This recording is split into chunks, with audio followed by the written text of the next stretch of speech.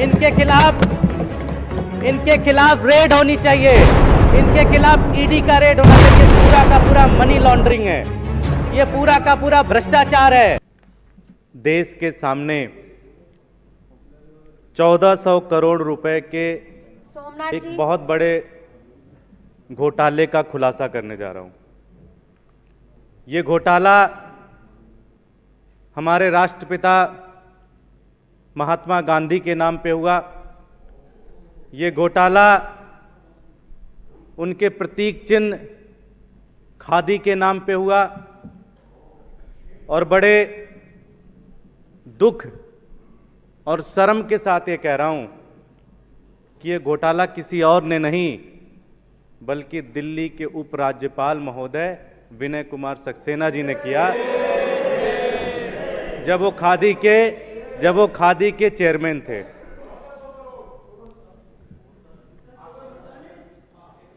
आप 3 दिन पहले मेरे पास एक फाइल आई।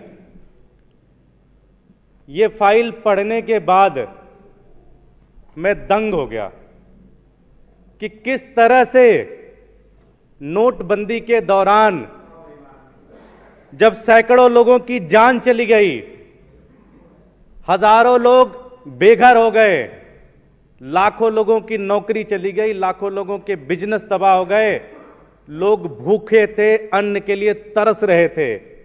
उस समय हमारे एलजी साहब 1400 करोड़ के भ्रष्टाचार में लिप्त थे।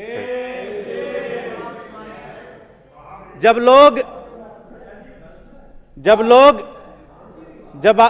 लोग अपने पड़ोसी के घरों में जा जाके कह रहे थे जी कि खाना नहीं है, जब पूरा देश निकल गया था, राशन की बोरियां बांट रहा था एक एक घर में जाके, उस समय विनय कुमार सक्सेना जी 1400 करोड़ रुपए का घोटाला कर रहे थे इस देश के अंदर।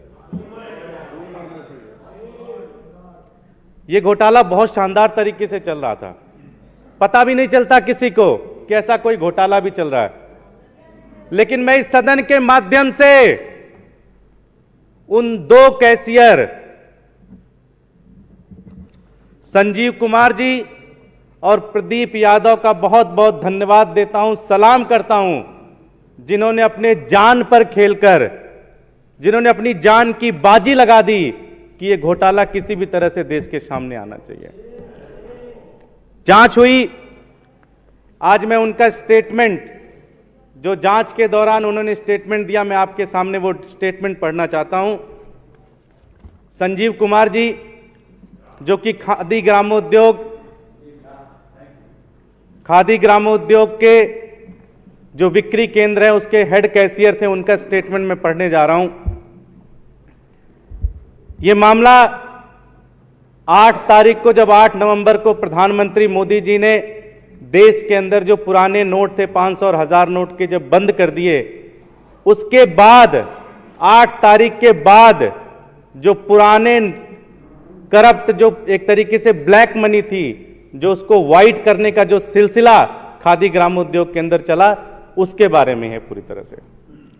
हेड कैशियर संजीव कुमार जी अपने स्टेटमेंट में कहते हैं कि मैंने 500 और 1000 रुपए का पुराना नोट भवन प्रबंधक के कहने पर स्वीकार किया। अगर बैंक नोट ले रहा है तो जमा कराएं, ये चेयरमैन जी का आदेश है। चेयरमैन कौन थे? विनय कुमार सक्सेना साहब। चेयरमैन कौन थे? आगे फिर कहते हैं, मैंने प्रबंधक महोदय को मना किया। प्रबंधक महोदय ने मुझसे कहा कि ऊपर से चेयरमैन साहब का दबाव है, अगर नहीं किया तो चेयरमैन साहब नाराज हो जाएंगे।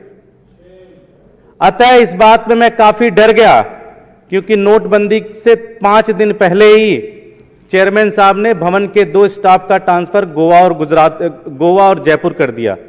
अतः मैंने मजबूरी में यह काम किया, जिसकी जानकारी भवन के अधिकतर स्टाफ को पहले से थी।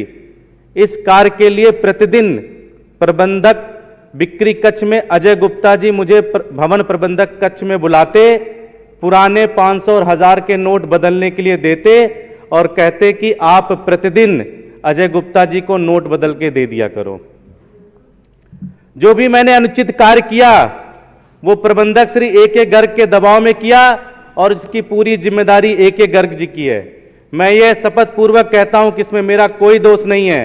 मैं बड़े दुखी मन से बैंक में कैश जमा कराता था और मेरे करीब 7 दिन के अवकाश के बाद दूसरे जो प्रदीप यादव एलडीसी को मेरी अनुपस्थिति में हेड कैशियर के रूप में काम करते थे।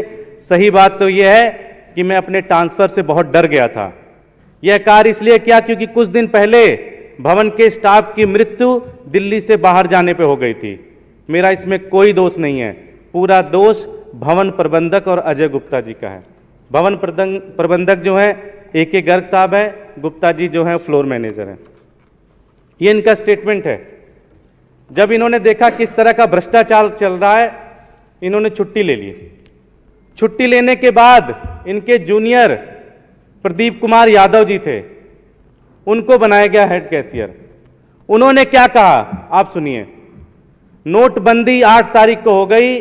9/11/2016 के बाद हमने ग्राहक से कोई पुराने नोट नहीं लिए। जो भी नोट जमा हुए काउंटर कैशियर द्वारा जमा किए गए, नए नोट हेड कैशियर के पास जाते थे।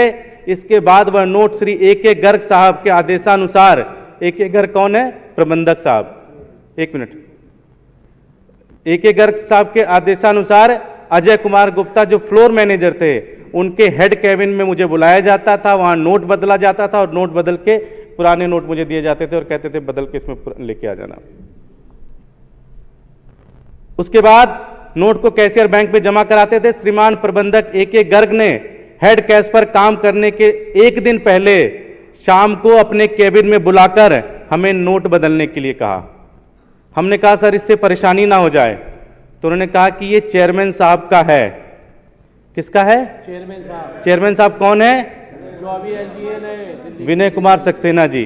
बोले वो उनका है, चिंता की कोई बात नहीं, हम हैं, सब कुछ देख लेंगे। और साथ में उन्होंने ये भी कहा ये कार्य कैशियर को प्रेशर देके कराया गया। गर्ग साहब ने ये भी कहा ये पहले से भी हो रहा है और बहुत सारी जगहों पे भी हो रहा है, बहुत सारी जगहों पे हो रहा है। इसमें चिंता करने की कोई बात नहीं है। अगर नहीं, जैसा कह रहे हैं वैसा कर लो, अगर नहीं करोगे तो फिर। ये दोनों कैशियर का स्टेटमेंट है। एक ब्रांच के ये दोनों कैशियर हैं और इन्होंने बताया कि नोटबंदी के बाद हमारे ब्रांच से लगभग 22 लाख रुपए हेर फेर की गई। पुराने नोट को बदलकर नए नोट बदले गए और इस तरह से पूरे देश में लगभग 7,000 ब्रांचेज हैं खादी ग्रामोद्योग की। अगर आप इसको कैलकुलेट करोगे तो 1400 करोड़ से ज्यादा का भ्रष्टाचार है ये। साथियों,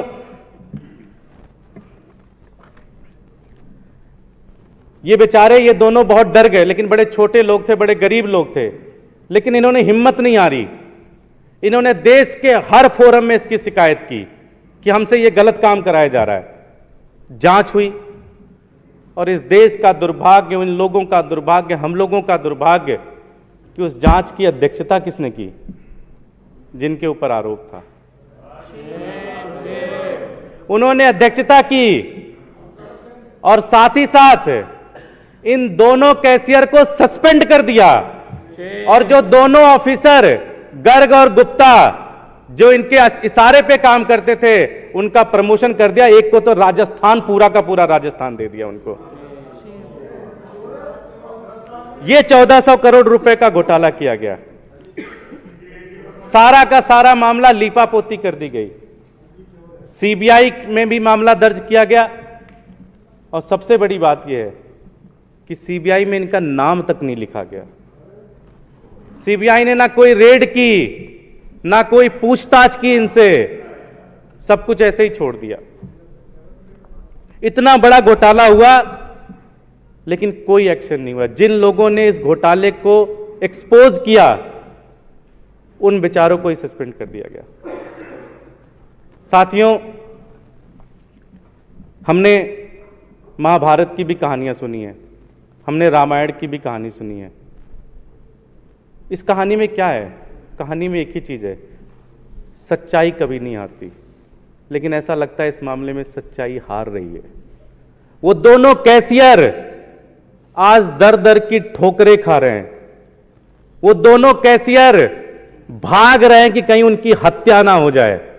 वो दोनों कैशियर एक रात कहीं भी नहीं रहते, कहीं इधर भागते हैं, कहीं उधर भागते हैं, कहीं इधर भागते हैं, कहीं उधर भागते हैं। ये हाल कर दिया उन्होंने।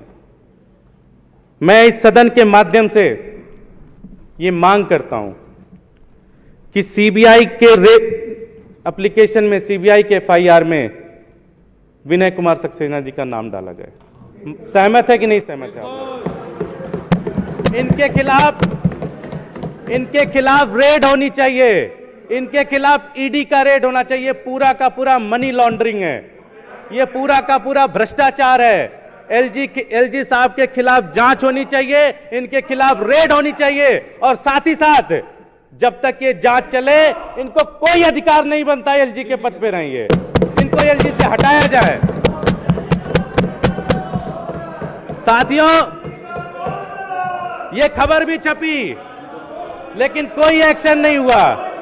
कोई एक्शन नहीं हुआ। इनके खिलाफ एक्शन होना चाहिए। इनके खिलाफ कार्रवाई होनी चाहिए। एलजी साहब को हटाना चाहिए। एलजी साहब भ्रष्ट हैं। एलजी साहब ने 1400 करोड़ रुपए का घोटाला किया।